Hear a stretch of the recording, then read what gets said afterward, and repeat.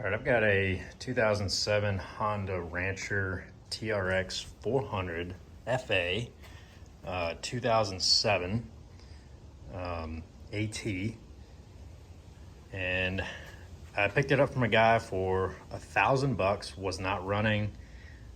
He had pretty much no idea. He gave up on it, couldn't get it started. Basically had no spark. And at this point, right now, what I did. I ordered a whole bunch of new parts. Essentially, I got a new computer there, new voltage regulator, found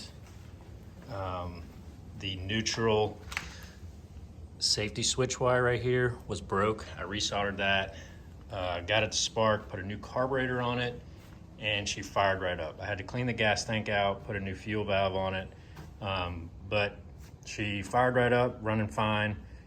So now I'm just gonna make this a little series. I know this bike has been sitting, he said 2 years, so I've got a whole list here of what I'm gonna be doing. I've got front brakes, rear brakes, motor oil change. I've got a new screen coming for that. Let's see, we're gonna check the diff fluids. We're gonna repaint all these fenders. I've got some new plastic coming in as well, but I'd like to call this a restore, but I mean, it's kind of a quick and dirty job. I've got new tires coming. It came with these ITP wheels. I might paint those black. I might keep them the same, but yeah, this is just going to be a little series of me rebuilding this bike. It's not going to be really a how-to, just more of a time lapse and just follow along type build. But here we go. We're going to start on this rear brake here.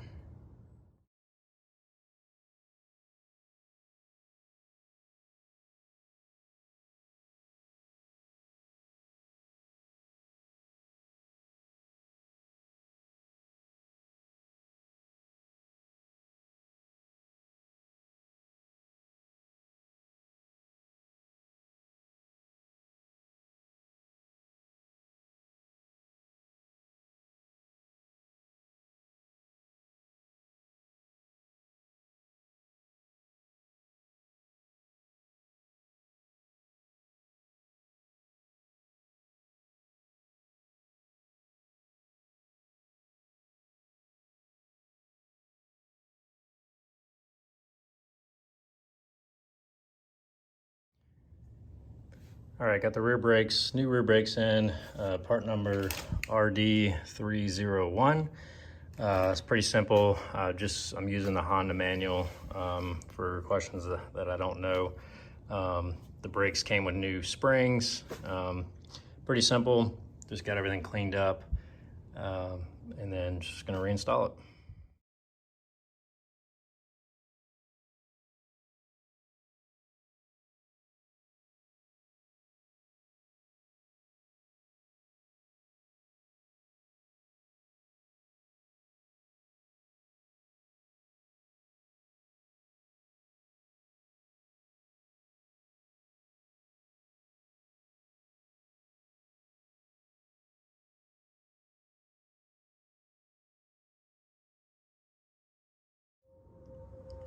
All right, rear brake is done. Pretty easy job. We'll say you will need pretty high torque impact and a 30mm socket to get that nut off. Now we're gonna go on to the front brakes. This is gonna be a way more involved job. I'm gonna do front brakes. I've gotta replace both CV axle boots. I plan on this taking around 2-ish hours, hopefully. Having the manual makes it a whole lot easier. It tells you exactly what tools you need and what to do. So let's go ahead and start on the front.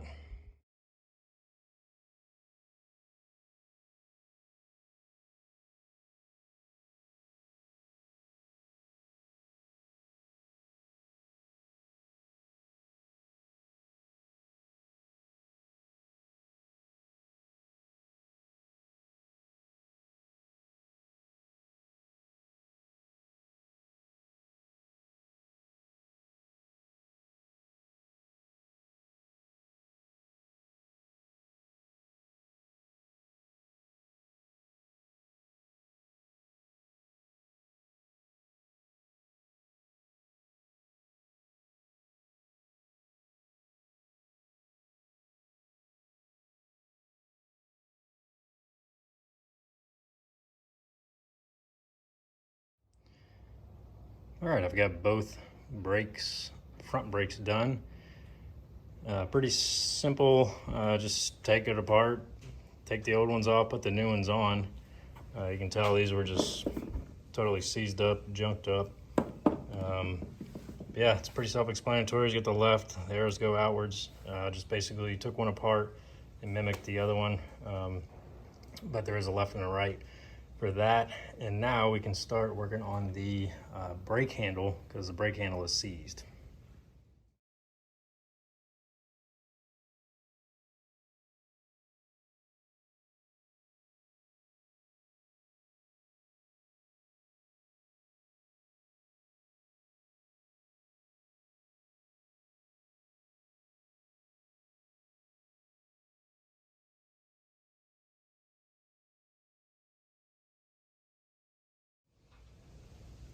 All right, I had to do a little bit of work to get this Amazon brake lever to work with my unit, because I have 4 prongs.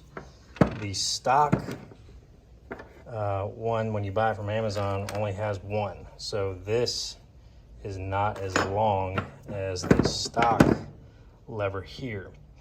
And to get this to work, this knurl right here was a little bit too thick than this knurl right here. So all I did was I have a belt sander, and I basically just sanded this down on the stock Honda brake lever to get it to fit inside there. But everything works as it should. This lever actuates those 2 pins for the brakes. But we'll go ahead and get this installed.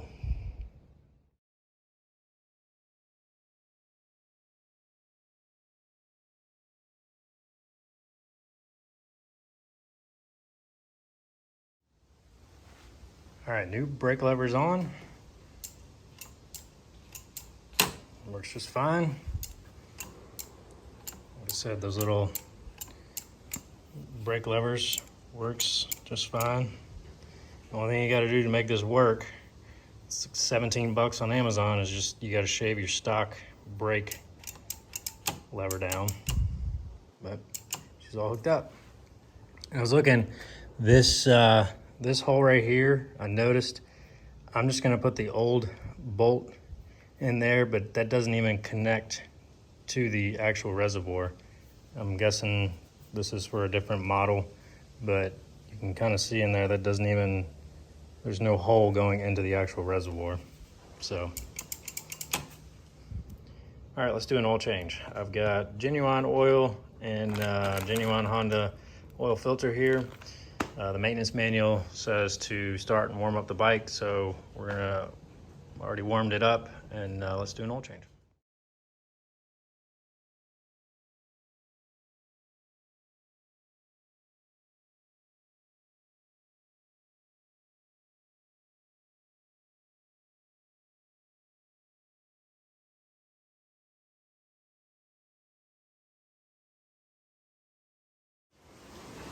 All right, oil change is done. The book calls for 2.7 quarts, but I went ahead and gave her 3 quarts just because of my dipstick. 2.7 was showing just at the bottom, so I went ahead and put 3 quarts in, and now it's showing right at the middle. Yep, oil change is done. All right, next up on the list, we got this old faded nasty screen, and we got a new one here that we're gonna be installing. It's obviously brand new, old. Let's put it on.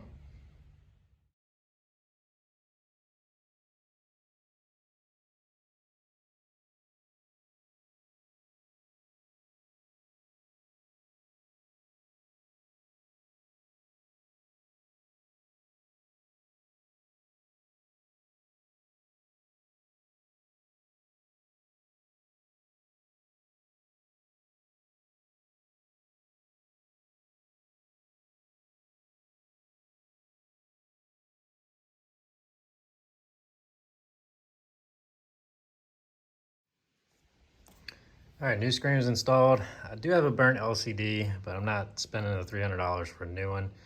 Let's see how well it looks. Before the old one, I could barely read anything. The light's on, can read it pretty good.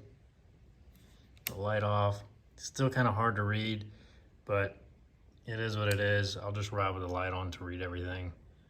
I still got to reset the oil change because I've done that and get it all set up.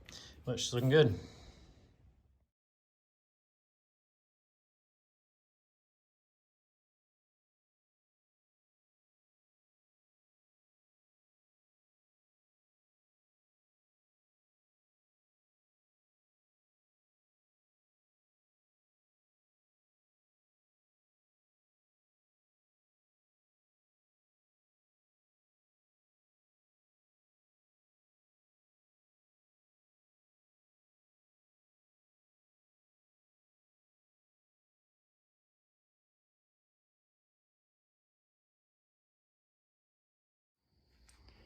All right, all 4 CV boots are done. Pretty straightforward.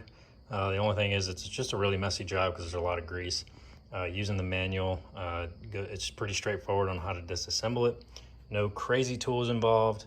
But the only thing I changed, and these are CV boots, these are not Honda boots, these are straight from Amazon. The only thing I changed was this inner ring to hold the boot in. I used a metal zip tie instead of the included clamp.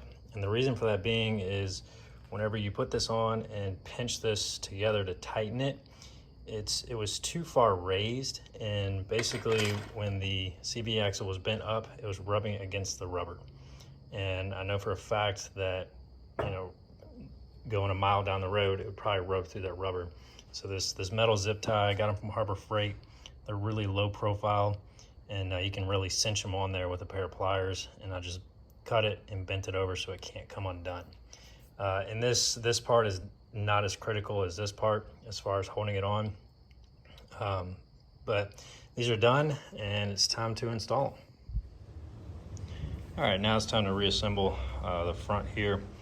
I've got new grease in those bearings there. They were fine.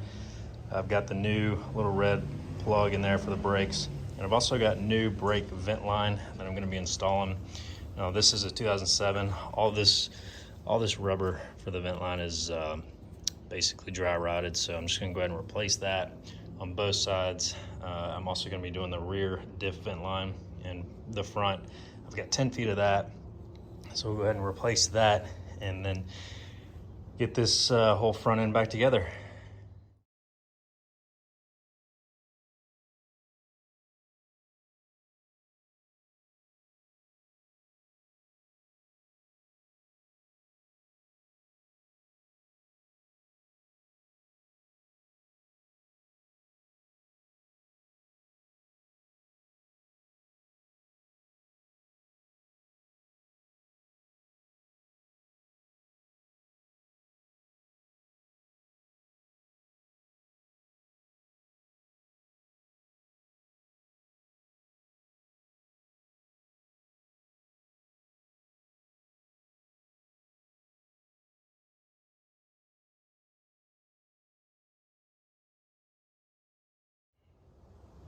All right, I've got the front end pretty much back together. I've got the new brake vent lines run on both sides. I've got the brakes on, all the axles are in. The brakes, they are kind of tricky. The springs, if you're gonna do this job, I recommend putting the springs on the brake calipers first and then putting them on. These little clips here, they're pretty tricky, but it's pretty doable. Now that both sides are done, as far as reassembling goes, the next thing I gotta do is bleed the brakes. You saw me put on the new brake reservoir here and handle. And what I'm gonna be using is, I got this from Harbor Freight. It's a brake bleeder vacuum pump kit. Should make the job go pretty quickly, but let's go ahead and bleed these brakes. All right, this is how I have the Harbor Freight bleeder set up. It comes with everything you need. It's pretty nice. I had to zip tie that end on both ends. And now what I'm gonna do, both of them are cracked open, and we're just gonna put a bunch of fluid in there, or fill that up to the top, suck all the fluid down, and we should get her bled up.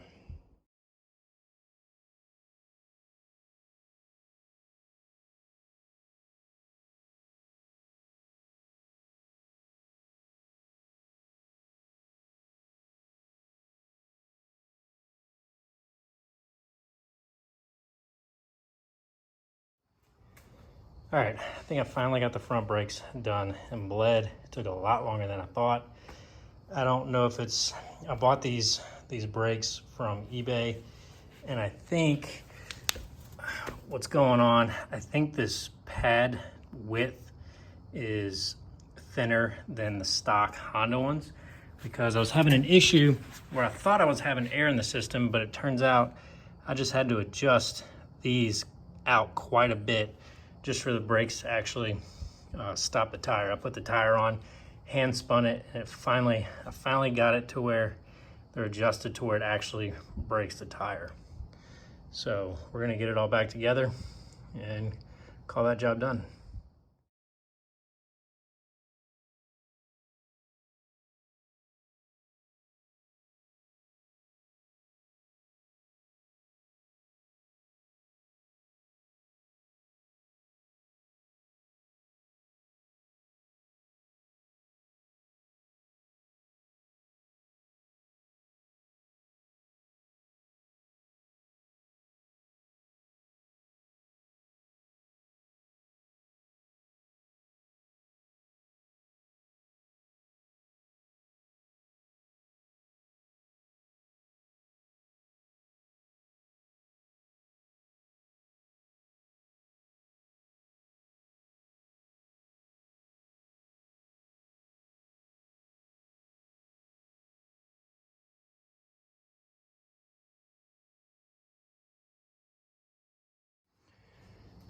All right, I've got the tires installed. These are new tires, mounted and balanced. Now the next thing I gotta do, I'm gonna put the tie rods in and adjust those, because when I got it, I noticed they were a little cattywampus. I gotta fine tune them, but let's go ahead and do that now.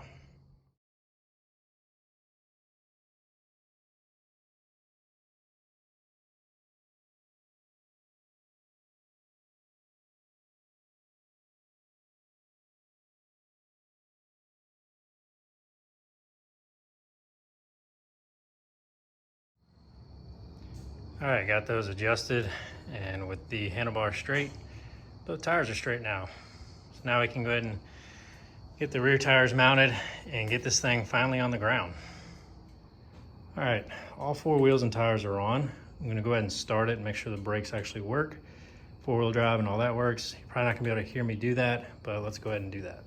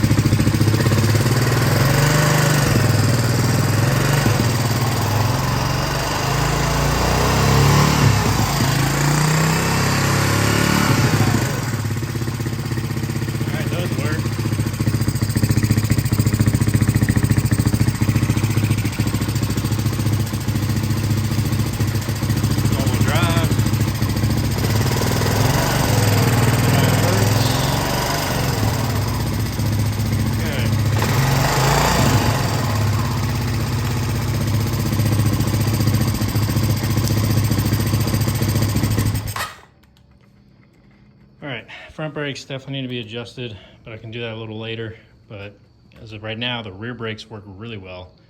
And she's starting and running great, but I'd say that's a win. Got everything back together up here. The next thing I'm gonna be doing is we're gonna drop her on the ground and start the cleanup process. Now that she works, all the front mechanicals are done. As far as cleanup goes, I want to get it outside, pressure wash it. Definitely want to wire wheel these metal surfaces, make it a little nicer, just a little bit of work. And then I do have some aluminum acid. I did a little test piece on the rear here. You can see it cleaned it up really nice. But I think wire wheeling and then using that acid will help clean it up. And then we can start reassembling the plastics. All right, I've got her pulled out. Next thing we're gonna do, we're gonna wire wheel the exhaust there just to get her cleaned up. And then we're gonna go ahead and pressure wash, get all the mud and stuff off. to get her ready to be reassembled.